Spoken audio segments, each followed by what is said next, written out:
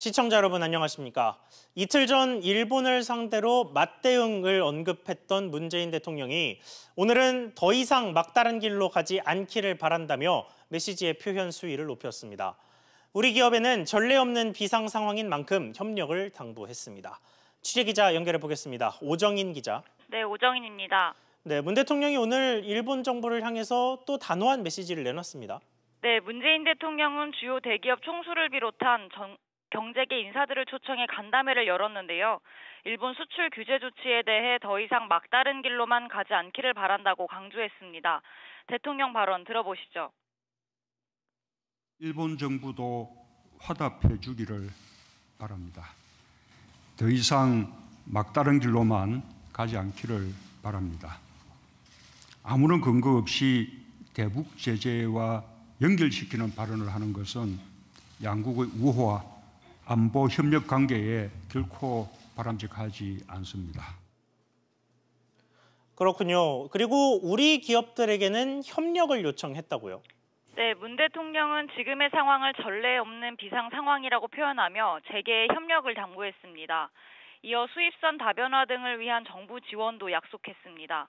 문 대통령은 보다 근본적으로 주력 산업의 핵심 부품과 소재, 장비의 국산화 비율을 높이고 해외 의존도를 낮추기 위한 대책 마련도 강조했는데요.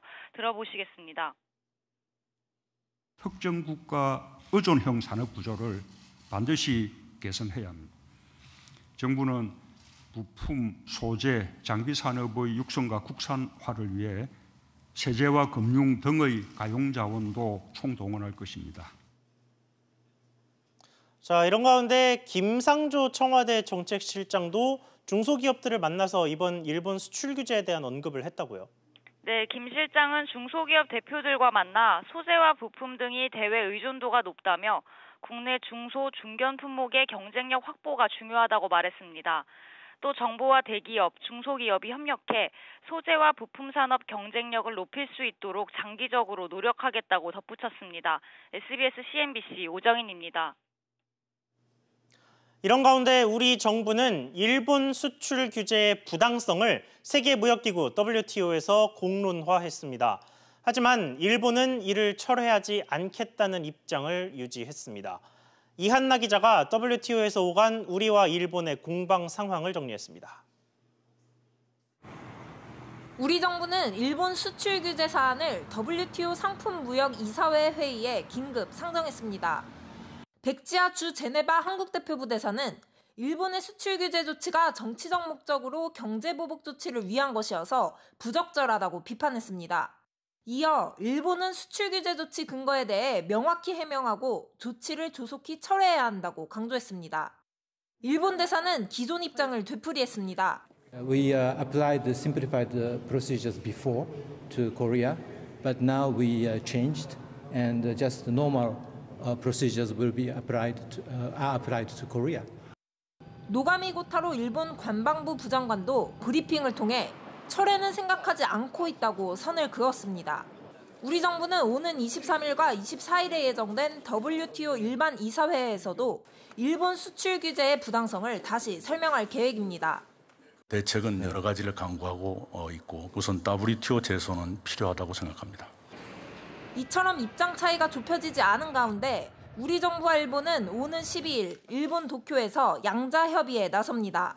정부는 일본 정부의 주장을 듣고 제기된 의혹을 푼다는 방침입니다. SBS CNBC 이한나입니다. 이렇게 우리 정부가 일본 수출 규제의 부당성을 설명하고 나서자 일본 정부는 새 카드를 꺼냈습니다. 자국민의 트라우마를 촉발하는 살인가스까지 언급한 건데요. 이어서 윤지혜 기자가 보도합니다. 일본 정부가 수출 규제의 근거로 맹독성 신경작용제인 살인가스 카드를 꺼내들었습니다. 일본 NHK 방송은 익명의 정부 관계자의 말을 인용해 수출 규제에 나선 건 일본산 원재료가 살인가스로 전용될 가능성 때문이라고 보도했습니다. 이어 한국 기업이 일본 회사에 납품을 재촉하는 등 안보상 부적절한 사례가 있었다고 전했습니다. 살인가스는 일본 사회에서 극도의 반감을 불러일으킵니다. 이 때문에 일본 정부 언급에는 정치적 의도가 담긴 걸로 해석됩니다. 사학 스캔들이 한 번 있었죠. 그런 카드를 써서 일종의 사회적 관심을 그쪽으로 좀 이렇게 옮기면서 자연스럽게 넘어갔던 적은 있었거든요. 결과적으로 일본 기업에게 피해가 가는 그런 좀 부정적인 뉘앙스의 기사들도 종종 보이네요. 명분을 자꾸 찾으려고 좀 무리수를 두는 것 같아요. 또 일본 정부의 우려가 WTO 규정 위반이라는 국제사회의 여론전에 맞서기 위한 거란 관측도 나옵니다. 국내 반도체 업계도 반도체 재료의 살인가스 전용이 이치에 맞지 않는다는 반응입니다. 그러니까 우리는 희석된 걸 가져오거든요. 물탄 거. 액상은 절대 살인가스를 쓸 수 없습니다. 그런 생각조차도 할 수 없고 잘 모르고. 우리 정부는 일본 정부가 제기한 의혹들을 근거 없는 주장이라며 일축했습니다. SBS CNBC 윤지혜입니다. 우리 정부와 일본 정부가 이렇게 서로 압박 수위를 높여가자 우리 산업계의 위기감 또한 커지고 있습니다. 일본의 수출 규제가 장기화될 것으로 예상되면서 우리 반도체 업계에선 제품 생산을 줄일 수 있다는 관측도 나옵니다. 정윤형 기자와 이것 관련해서 조금 더 짚어보겠습니다. 자, 정 기자. 일본 수출 규제 때문에 반도체 업체들이 결국은 생산을 줄이는 데까지 밀릴 수 있다, 이런 전망입니다. 네, 이 제재가 장기화되면 이 반도체 업체는 재료가 없어서 제품을 못 만드는 이 최악의 상황에 직면합니다. 삼성전자와 SK하이닉스는 지난 1분기 실적을 발표하며 반도체 시장 불황으로 감산에 나서겠다고 했는데요. 여기에 일본 제재가 겹치면 추가 감축 가능성을 배제할 수 없다는 겁니다. 전문가 얘기 들어보시죠. 예. 감산을 통해서 제한된 물질에 대해서 긴급하게 대응할 수 있는 충분한 방법이 되고요. 가동을 완전히 끊는 것보다는 지속적으로 어느 정도 생산을 하는 게 비용 측면에서 유리하기 때문에. 다만 두 업체 모두 일본 제재로 인한 추가 감산은 없다고 설명합니다. 그렇군요. 이게 반도체 업계 위기 하루 이틀 얘기하고 있는 게 아닌 만큼 기업이나 정부 다양하게 좀 발빠르게 움직이고 있는 상황인데 지금 대응책들 각자 어떻게 마련되고 있습니까? 네, 일단 이재용 삼성전자 부회장이 반도체 재료 확보를 위해서 지난 7일 일본으로 직접 향했습니다. 반도체 업계 관계자들을 만나 우회적으로 재료를 확보하기 위해 모든 힘을 쏟고 있는 것으로 전해졌습니다. 예. 정부와 지자체는 업계 관계자들과 간담회를 갖는 등 대책 마련에 힘쓰고 있습니다. 하지만 이런 대응이 사태의 심각성을 파악할 수 있는 기회는 되지만 해결책으로는 한계가 있다는 평가가 나옵니다. 전문가 얘기 들어보시죠. 예. 일본하고 외교적인 그런 사안을 테이블 위에 놓고 책임 있는 고위 당국자들끼리의 그런 어떤 협상의 채널이 없으면 이 문제는 상당히 길게 갈 수 있다. 그런데 수입을 못하는 우리나라도 피해가 있겠지만 수출을 못하게 되는 일본 기업에게도 피해가 갈 수밖에 없을 텐데 네. 이에 대한 전망은 어떻습니까? 네, 이제 우리 업체 반도체를 사용하는 일본 기업이 이 부품 조달에 차질이 생기면 피해를 입을 수밖에 없습니다. 또 한국 내의 반일 감정으로 일본 제품 불매 운동이 일어나고 있는데 이 역시 일본 업체에 피해를 줄 수 있습니다. 일본 출장 중인 이재용 삼성전자 부회장도 한일 관계가 악화될 수 있음을 우려하는 것으로 전해졌는데요. 이는 결국 일본 기업도 타격을 입을 수 있다는 악순환에 빠질 수 있다, 이런 거를 경고하는 것으로 풀이됩니다. 그렇군요. 정 기자 잘 들었습니다. 다음은 부동산 소식 이어가겠습니다. 정부가 민간 택지까지 분양가 상한제 확대를 검토하겠다라고 하면서 실제로 분양가가 얼마나 떨어질까도 관심사가 됐습니다. 현재 분양을 앞두고 있는 재건축 아파트의 분양 가격을 실제로 계산해 봤더니 주변 시세의 절반까지도 떨어질 수 있는 것으로 나타났습니다. 김환진 기자의 보도입니다. 지난 2007년 분양가 상한제 도입 당시 국토부 시뮬레이션 결과 전국 아파트 분양가는 평균 20%가량 떨어질 것으로 예상됐습니다. 특히 서울의 경우에는 약 30%까지 떨어질 것으로 분석됐습니다. 분양가의 절반 이상을 차지하는 땅값을 시세가 아닌 공시지가로 계산하는데 공시지가가 시세의 50에서 60%에 불과하기 때문입니다. 전체 분양가에서 땅값이 차지하는 비중이 높은 만큼 정부가 감정 결과를 통해 택지비를 얼마나 인정해 줄지가 분양가 조정에 있어 관건이 됩니다. 실제 분양가가 얼마나 낮아질지 서울 삼성동 재건축 아파트를 대상으로 계산해봤습니다. 주택도시보증공사가 제시한 이 아파트의 분양가격은 3.3제곱미터당 4,570만 원.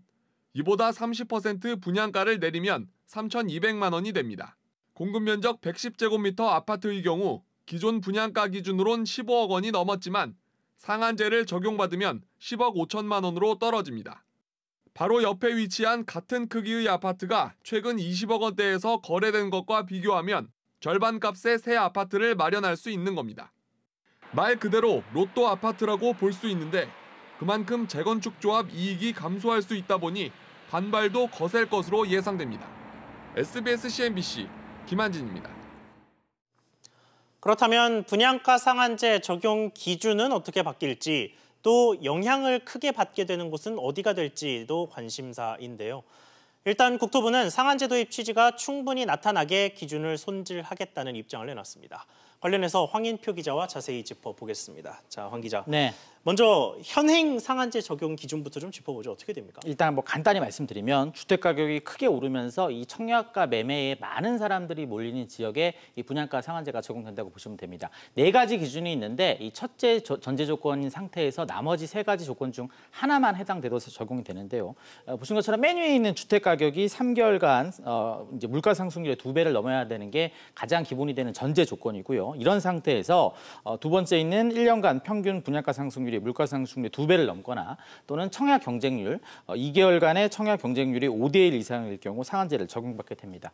마지막으로 거래량인데 이 3개월간의 전년 대비해서 20% 이상 거래가 늘어나도 상한제를 적용받게 됩니다. 이런 기준이 마련된 게 2017년 말인데 아직까지 상한제를 적용받은 지역은 없습니다. 자, 그런데도 불구하고 저 제도를 또 바꾸겠다라고 하는 건데 네. 변경된다면 조건이 어떻게 달라지게 될 것으로 전망됩니까? 일단은 방금 보신 거에서 그 첫 번째 조건이죠. 이 주택가격 상승률이 물가 상승률의 2배를 넘어가야 되는데 이 기준이 아마 바뀔 것으로 보입니다. 이 2배라는 기준을 없애고 그냥 물가 상승률을 넘을 경우 이렇게 바꿀 수가 있는 거죠. 예. 나머지 3가지 조건에 해당되는 지역은 있지만 앞서 보신 그 첫째 조건이 너무 까다롭다 보니까 이 분양가 상한제가 그동안 제대로 되지 않았다. 이런 지적이 있었기 때문입니다. 아니면 이 물가 상승률처럼 매달 변하는 이런 기준을 아예 빼버리고 투기 과열지구라든지 투기 지역 등 지금 대출 규제에 쓰이고 있는 그런 기준을 할 수도 있는데 이렇게 되면 서울 전역이 분양가 상한제에 해당될 수도 있습니다. 자, 그렇군요. 그러면 기준을 어떤 식으로든 바꾸게 된다면 좀 영향을 많이 받을 것으로 보이는 지역은 어느 곳들이 있습니까? 사실 이번 그 상한제 검토 배경에 강남권 그 재건축 단지가 있습니다. 이들 단지들이 이제 선분양을 하게 되면 주택도시보증공사의 분양가 규제를 받게 되니까 조합 측이 그 원하는 높은 분양가를 받을 수 없었습니다. 이 때문에 이 해당 조합들이 후분양으로 이제 되돌아선 건데 이러자 이제 김현미 국토부 장관이 분양가 상한제를 들고 나온 거죠. 예. 지난해 말부터 떨어지던 서울 집값이 이제 강남권에 있는 재건축 단지를 중심으로 상승세로 돌아섰으니까 이제 좀 급하게나마 진화에 나선 건데요. 이 때문에 적어도 이 강남 상구는 좀 상한제 적용이 앞으로 불가피할 것으로 예상이 되고요. 이외에 서울의 다른 일부 지역들도 이 분양가 상한제를 적용받게 될 것으로 보입니다. 이 밖에 상반기에 그 수십 대 1의 청약 경쟁률을 기록했던 대전, 대구, 광주들도 이 분양가 상한제의 사정권 안에 있다고 보시면 될 것 같습니다. 그렇군요. 황 기자 잘 들었습니다. 현대건설이 사우디아라비아에서 3조 원이 넘는 초대형 플랜트 공사를 따냈습니다. 이번 수주 성공으로 중동 지역에서 추가로 나올 공사에 우리 건설사들이 유리한 고지를 선점했다라는 분석인데요. 취재기자 연결해 보겠습니다. 김정현 기자. 네, 김정현입니다. 네, 현대건설이 사우디에서 따낸 프로젝트 내용이 뭔가요? 네, 현대건설은 현지 시간으로 어제 사우디 국영 석유회사 아람코가 발주한 마잔 개발 프로그램 패키지 6과 패키지 12 공사 수주 계약을 체결했습니다. 사우디 동부 담맘에서 북서쪽으로 약 250km 떨어진 마잔 지역 해상 유전에서 생산된 가스와 원유 처리 생산 설비를 짓는 공사로 수주 금액은 총 27억 달러, 우리 돈 약 3조 2천억 원에 달합니다. 현대건설은 지난 2009년과 2012년 아람코가 발주한 쿠라이스와 카란 가스 시설 공사를 무사히 끝냈고 현재 우스마니아 에탄 회수 처리 시설 공사도 진행하고 있는데요. 그동안 공사 수행 과정에서 보여준 기술력과 시공 능력을 인정받아 이번에 최종 낙찰자로 선정됐다는 게 현대건설 측 설명입니다. 그러면 이번 사업 구체적으로 어떻게 진행됩니까? 네, 먼저 마잔 프로젝트 패키지 6은 우리 돈 약 1조 7,200억 원 규모의 사업인데요. 원유와 가스를 분리 처리하는 기존 공장에 하루 생산량 30만 배럴의 원유와 가스를 추가로 분리 처리할 수 있도록 확장하는 공사입니다. 패키지 12는 총 공사 금액이 1조 4,600억 원으로 가스를 처리하는 육상 플랜트에 공장 운영에 필요한 전력과 용수 등을 공급하는 간접 시설 설치 공사입니다. 두 공사 준공까지는 41개월이 소요될 예정입니다. SBS CNBC 김정현입니다. 지난달 취업자 수가 1년 반 만에 가장 큰 폭으로 늘었습니다. 하지만 동시에 실업자 수가 20년 만에 최대치로 나타나는 등 고용시장에 여전히 찬바람이 불고 있습니다. 임종윤 기자의 보도입니다. 지난달 취업자 수는 2,740만 8천 명으로 1년 전 6월과 비교해 28만 명이 넘게 늘었습니다. 지난해 1월 이후 가장 큰 폭으로 늘어난 것으로 5월 달에 이어서 2달 연속 20만 명대를 넘어섰습니다. 고용률도 61.6%로 외환위기 이후 22년 만에 최고치였고 OECD 비교 기준인 15세에서 64세 고용률은 67%대를 돌파했습니다. 청년층 고용률도 1년 전보다 0.3%포인트 올랐습니다. 하지만 고용시장이 여전히 취약하다는 지적도 나옵니다. 당장 실업자 수는 113만 명을 넘어서면서 지난 1999년 이후 20년 만에 최대치를 기록을 했습니다. 이 여파로 실업률도 4%대로 올라섰고 청년 실업률은 10.4%, 청년층 체감 실업률도 12%에 근접했습니다. 연령대별 취업자 증가 현황을 보더라도 5, 60대 취업자는 늘었지만 30대가 3만 명, 40대는 18만 명 넘게 줄어드는 등 허리층의 감소세가 두드러졌습니다. 업종별로는 반도체 경기 둔화 여파로 제조업에서 6만 명 넘게, 금융보험업에서 5만 명 넘게 줄었습니다. 특히 그동안 꾸준히 늘던 고용원이 있는 자영업자가 12만 명 넘게 줄면서 외환위기 이후 최대폭으로 감소했습니다. 이 밖에 구직 단념자는 1년 전보다 3천 명 늘어난 51만 4천 명, 쉬었다는 인구도 24만 명이 증가하면서 200만 명을 각각 돌파했습니다. SBS MBC 임종윤입니다. 국민은행이 43억 원 규모의 초과근로 수당을 적게 지급한 사실이 적발됐습니다. 고용부는 이 금액을 전액 직원들에게 돌려주라고 명령했습니다. 박규준 기자의 단독 보도입니다. 고용노동부는 지난 4월 말 KB국민은행을 상대로 근로감독에 착수했습니다. 고용부 남부지청은 여의도 본점을 현장 감독하며 근로기준법 등 위반 실태를 들여다봤습니다. 고용부는 감독 과정에서 국민은행이 직원들에게 초과근로 수당 43억 원을 적게 지급한 점을 적발했습니다. 고용부는 내부 절차를 거쳐 국민은행에 43억 원 전액을 직원들에게 지급하라고 시정 명령을 내렸습니다. 휴가를 줄 때에는 가상수당을 포함해서 줘야 되는데 그 사항을 간과한 거죠. 근로기준법을 잘 몰라서. 돈으로 산정하면 그게 43억 원 정도가 된다. 근로기준법 위반입니다. 국민은행은 저녁 6시를 넘긴 초과 근로는 시간당 1.83시간씩 계산해 저녁 7시까지는 수당으로 7시 이후 초과 근로는 휴가로 보상합니다. 문제는 7시 이후 초과 근로에서 발생했습니다. 은행이 1.83시간이 아닌 1시간씩만 휴가로 계산한 건데 이 덜 준 시간을 금액으로 환산하면 43억 원인 겁니다. 이 미지급액은 국민은행이 PC오프제를 시행한 2017년 10월부터 올 3월까지를 기준으로 산정한 액수입니다. 고용부는 이미 휴가로 주는 건 늦었으니 전액 현금으로 돌려주라고 했는데 비용 부담을 우려한 국민은행 의견을 받아들여 휴가 지급도 선택사항으로 포함했습니다. 내부에선 은행이 현금 부담을 줄이기 위해 지점별로 휴가를 강제하고 있다는 불만도 나옵니다. 휴가 등록을 해가 지금 다 9월달 안으로 휴가 등록을 다 하고 그 휴가 올리면 그 휴가 관리하고 그거부터 이제 이런 거죠. 고용부는 국민은행에 현금 지급 등을 9월 말까지 마무리하라고 지시했습니다. SBS CNBC 박규준입니다. 이번엔 최저임금 소식으로 가보겠습니다. 최저임금위원장이 내일까지 논의를 종결하겠다 이렇게 밝혀놓은 상황에서 보이콧을 선언했던 노동계 복귀로 최저임금 논의가 재개됐습니다. 노동계와 경영계는 오늘 각각 수정안을 제시했는데요. 수정안을 내놓은 양측의 포석은 뭔지 취재기자와 짚어보겠습니다. 이한승 기자 나왔습니다. 자, 이 기자. 네. 일단 양측 최저임금 수정안 각각 얼마로 나왔습니까? 네, 일단 노동계가 9,570원, 그리고 경영계가 8,185원을 제시했습니다.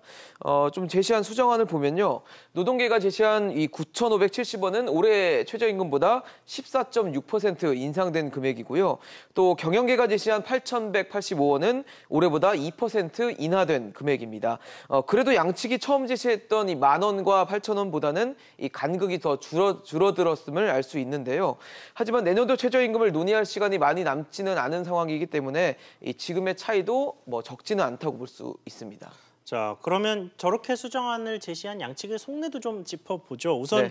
경영계의 8,185원, 여기에 의미를 좀 부여해 본다면 어떻습니까? 네, 일단 이 수정안이라는 걸 또 말씀을 좀 드려야 될 게 최초 제시안을 내놓고 수정안을 하나씩 양측에 제시를 하면서 그 간극을 줄여 나가면서 협상을 해 나가는 건데 예. 이 수정안의 특성상 이번 수정안은 사실 협상의 여지를 열어둔 포석이다라고 이해할 수 있습니다. 말씀하신 대로 이 경영계가 제시한 8,185원, 지금 이 수치도 올해보다는 2% 삭감된 수치인데 예. 경영계가 여전히 삭감을 주장하는 것은 그만큼 지난 2년간 대폭 올랐던 최저임금이 이미 기업의 지불 능력을 넘어섰다는 기존의 주장을 고수하고 있는 것으로 해석이 됩니다. 또 경영계는 나름대로 이 삭감폭을 줄여가면서 노력을 했다라는 의미를 부여하면서 나중에는 이 동결 수준 합의를 보려는 어떤 일종의 전략으로 볼 수도 있습니다. 자, 그렇군요. 그러면 경영계는 그렇다고 하고 노동계의 이 의도는 어떻습니까? 일단 노동계도 10,000원에서 봤을 때는 좀 낮췄거든요. 예. 그런 거 봤을 때는 노동계 역시 나름대로 양보를 하면서 경영계를 배려했다라는 인상을 주기 위한 그런 금액으로 해석이 됩니다. 노동계 입맛대로 최저임금이 결정되지는 않을 거고 아마도 이 노동계의 수정안보다는 낮은 금액으로 최저임금이 결정될 확률이 높은데 그렇겠죠. 그렇다면 노동계가 원하는 최저임금 10,000원은 내년보다는 내후년으로 좀 미뤄두고 경영계 입장 또 경제 상황 등을 감안을 해서 합리적인 결정을 노동계도 했다라는 메시지를 담은 것으로 보입니다. 자, 그렇다면 마지막으로 올해 이제 최저임금을 정하는 데에는 어떤 과정이 남았습니까? 일단 뭐 말씀하신 것처럼 박준식 최저임금위원장이 내일까지 이 최저임금 논의 심의를 완료하겠다라고 얘기를 해놓은 상태인데 예. 지난해 같은 경우도 7월 13일 날 시작했던 최종회의가 차수를 넘겨서 그러니까 날짜를 넘겨서 14일 새벽 4시 40분쯤에 종료가 됐었거든요. 그러니까 올해도 내일 전원회의를 시작하더라도 이 차수를 넘겨서 다음 날인 금요일에 종료가 되거나 아니면 아예 내일 종료되지 못하고 토요일까지도 진행될 가능성도 남아있는 상태입니다. 일단 최저임금위원회에서 최저임금 표결이 끝나도 이의 신청 같은 행정 절차를 거쳐서 다음 달 5일에는 고용노동부 장관이 고시를 해야지 효력이 발휘되기 때문에 일단 오는 15일까지는 의결을 마쳐야 하는 상황입니다. 그렇군요. 이 기자 이야기 잘 들었습니다. 지금 이 시간 국회에서는 경제 분야 대정부 질문이 이어지고 있습니다. 무슨 이야기 나오고 있는지 취재기자 연결해서 알아보겠습니다. 장가희 기자. 네, 장가희입니다. 네, 최근 우리 경제가 연일 위기인 만큼 좋은 이야기는 별로 안 나왔을 것 같은데 경제가 반등할 거란 언급이 나왔어요. 네, 그렇습니다. 홍남기 경제부총리가 경제에 대해서 엄중하게 보고 있다면서 이같이 밝혔습니다. 홍 부총리는 글로벌 경제 여건이 생각했던 것보다 악화됐다며 대외 개방도가 높은 우리 경제가 큰 영향을 받았다고 전했습니다. 또한 국내 투자와 수출 부진이 우리 경제에 어려움을 초래했다고 말했습니다. 그러면서 경제 정책의 최대 방점을 민간 투자가 살아나도록 수출을 촉진하는 데 주력하겠다고 했습니다. 이어서 제조업 분야 일자리나 30, 40대 일자리가 마이너스가 돼서 어려움이 있다면서도 고용률이나 취업률은 역대 최고이며 특히 청년 고용률은 2017년 이후 가장 높다고 언급했습니다. 여기에 야당에서는 최저임금의 그간 급격한 인상에 대한 질타가 좀 있었는데 이에 대한 부총리 입장은 어땠습니까? 네, 홍 부총리는 최저임금이 과거 2년 동안 기대보다 빠르게 증가했다는 지적이 있었고 정부가 이를 보완하겠다는 의사도 몇 번 밝혔다고 전했습니다. 그러면서 최저임금이 시장 수용성이 있게 합리적으로 결정되는 게 바람직하다고 밝혔습니다. 홍 부총리는 이를 위해 국회에 최저임금 결정체계 개편하는 법안을 제출했지만 법안이 통과되지 않아 개편 구조를 활용하지 못해 아쉽다고 토로했습니다. 자유한국당은 문재인 정부 들어 성장과 분배가 모두 악화했다고 비판했는데요. 이에 대해 홍 부총리는 분배 문제는 박근혜 정부 중반부터 악화되는 경향이 있었다며 추가 경정 예산안이나 재정 조치로 잠재 성장률 자체를 올릴 수는 없지만 지금 가진 성장률보다 낮은 경로로 성장을 이루고 있다면 간극을 올려줄 역할을 할 수 있다고 생각한다고 덧붙였습니다. SBS CNBC 장가입니다.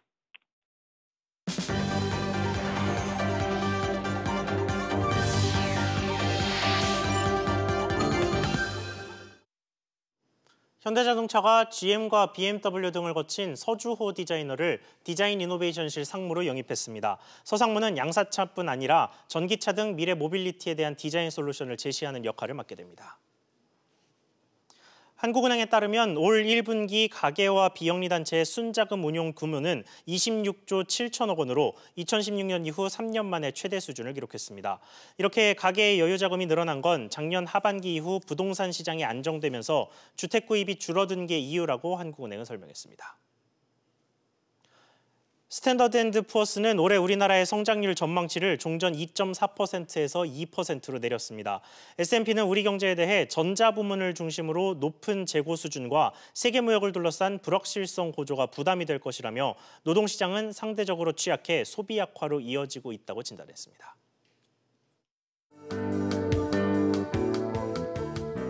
안녕하세요. K웨더 라이프스타일 예보 오주호입니다.